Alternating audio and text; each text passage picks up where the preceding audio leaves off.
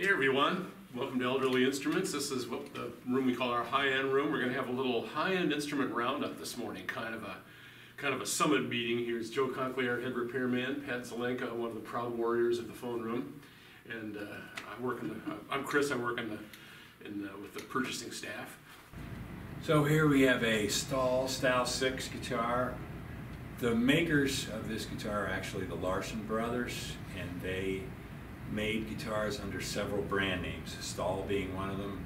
Some very light abalone, kind of like a pink abalone, sound rosette, but then a different wooden purfling on it, and similar style purfling in the back strip, but a little more plain.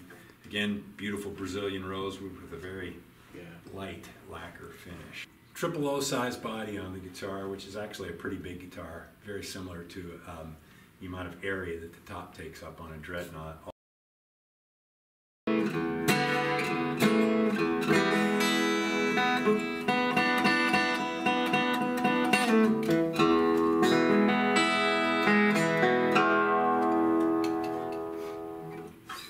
Beautiful, beautiful, beautiful.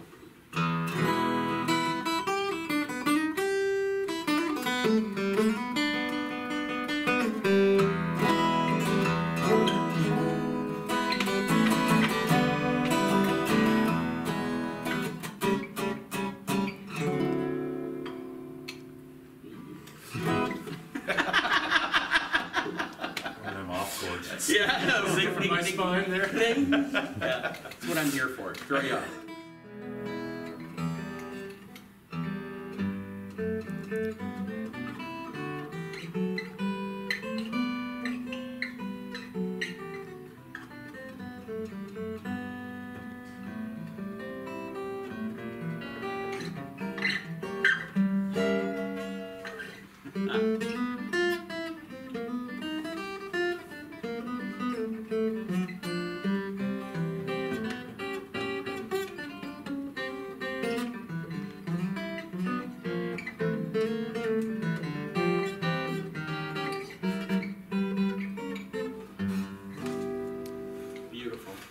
This is a Martin it's a triple O 45, triple O 45. From the year 1935. Adirondack spruce top, an amazing tight-grained Adirondack spruce top with Brazilian rosewood back and sides. Some amazing, beautiful Brazilian rosewood back and sides. One unique feature of this guitar is these really great tuners, which are very unique. It is a Grover open back tuner in gold, but it has these really great engraved buttons, which are, let's see, just an M for Martin engraved with some really little flowery things along the edges. You don't see those all the time on every Style 45, so usually it's just a plain button, so that's pretty unique. When was the 45 models in general introduced? Right around that time, wasn't it? I mean, I believe so. Designed to be their very top, top of the line, the Cadillacs of their, which is still the case. Well, it's an amazing time in guitar building, all through to me, the 20s and 30s especially. There's so many new, fresh ideas, and 99.75% of which are part of our current crop of guitars we see. That those ideas stuck around, yeah.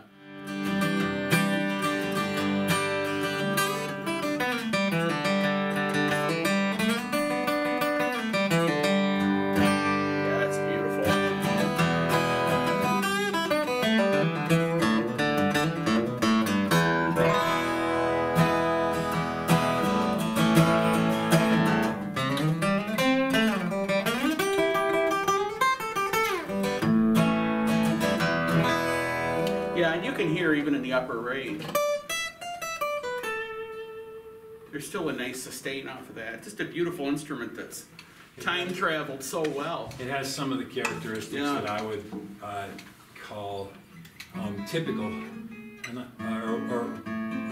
well, maybe typical Brazilian rosewood sound. Yeah. It's got in a triple O body, the bass isn't boomy like it might be on a dreadnought, but there's a lot of it's a nice round full bass. Yet the high end has a lot of presence too, but it's a very musical singing high end. And in a triple O guitar, it's pretty balanced. You know, not as that isn't the first word you might think of if it were a Style 18 mahogany guitar. In my mind, is usually a little better balanced. That's a word that jumps out at you. Yeah, I think so. Mm-hmm. A finger style. Yep.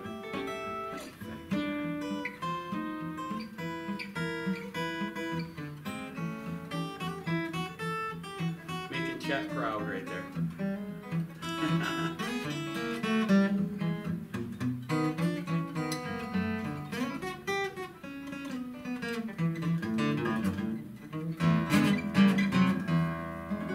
And see, to me, no dead spots at all, and it responds so well to that technique. Yeah, evenness all over the fingerboard. Yeah. Yeah, these guys play with a flat pick. I'm more of a fingerstyle player. Responds to a lighter touch, so you don't have to work too hard to pull sound out of it. Yeah, it should be a relaxed experience. Yeah. Here we have a Collings mandolin in the classic F5 step. This is Bill Collings' take on that classic design, although it is a understated decoration. It has the nice ivory binding on the top and a nice sunburst top, and sunburst all around. Still some very nice maple wood, but no binding on the back, no binding on the peg head, no binding on the. So it allows them to produce a little less expensive instrument that still has all the tonal and playability qualities of their other models. They do an amazing job of taking old world designs and putting a modern take on them. When I started playing this earlier, it opened my eyes right up because it's and I'm playing with, you know, a pick with a much more bitey tone. It's pointier and it's not nearly as, you know, it's very stiff. But the sound is so big and pearly, and you know, it's a fantastic sounding instrument, and it's brand new too. I mean, it hasn't even been played in. No, yeah, that's right.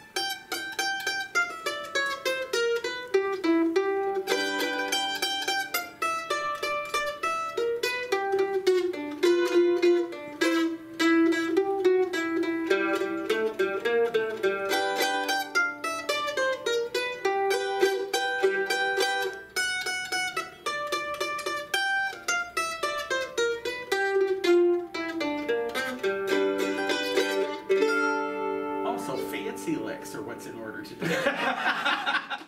Well, I love Fender Gear. I always have ever since I was a kid. This is a '67 Fender Strat. This is 2 years post the CBS takeover of Fender. These are still incredible guitars. We have some staggered pole, original single coils there. On the back, we have Bo Diddley's signature. So somebody went to go see Bo with this guitar.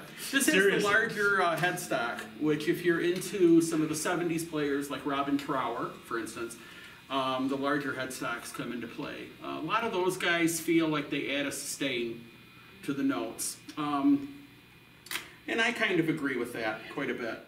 So when we run this, probably my favorite position, here with the middle and the bridge together. And it's really pretty for chords.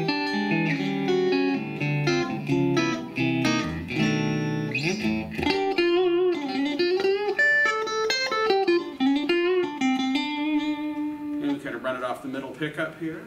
A little bit more punch. So when I think of old funk records like the Funk Brothers and whatnot.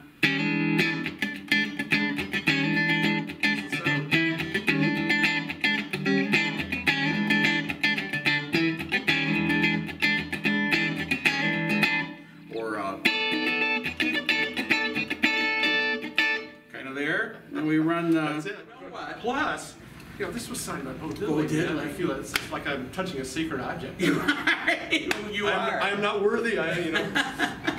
None of us are. None of us are. There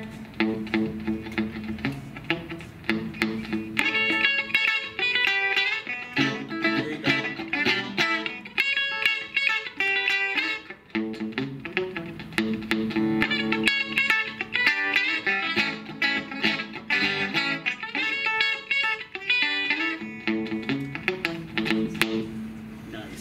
I'm stopping there. This is a Gretsch White Falcon, and these are just... it's new. They're iconic. This is made in Japan. I'm a big nut for Japanese guitars, so this falls right in with me. I'm not even a big Bigsby guy, but I love this Bigsby. I'm a big Eddie Cochran nut, so obviously this would appeal to me. Brian Setzer and many other Gretsch players over the years.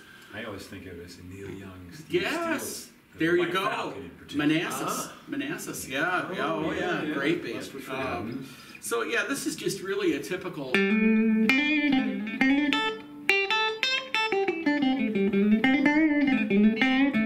Just beautiful, beautiful sound. Now what we've got going on here is... Gretsch has a unique knob set. Yes, they do. So this is a master volume.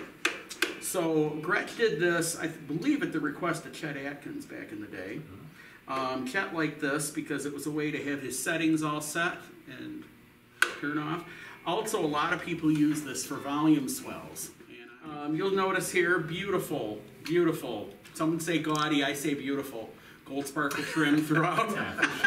Love the look of these. Just a beautiful. The white finish is so consistent on these, and always was then too. The Japanese stuff I really love. Nice big frets on this. Nice flat fretboard radius. That's in the middle and off of the bridge. So it's kind of some of that quack that Chris mentions, but with a little bit more control of that. And of course you can't ignore, I know there's a few people out there, why won't he use the Bigsby?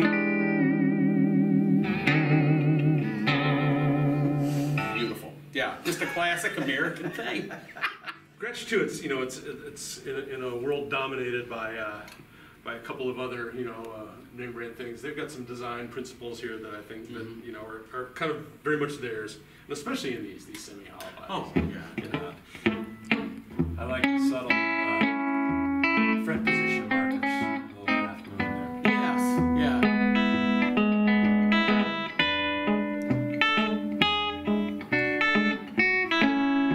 So you put me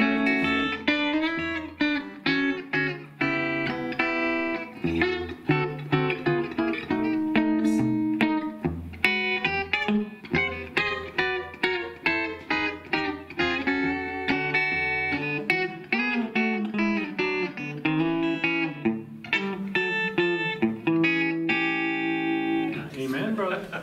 Put us all to shame. No, you did. That's the stuff I grew up on. I really did. Yeah. Oh wait, I forgot something important. They do that. Yes. Where's my '57 Cadillac? I want it right now. Folks, thanks for looking in. All these instruments we were playing are for sale here at Elderly Instruments. You can find them on the website.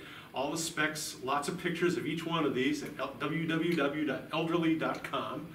And you can actually call us on the phone at 517-372-7880 or toll free 888-473-5810. There you go. For full specifications, pricing, and availability, check us out at elderly.com.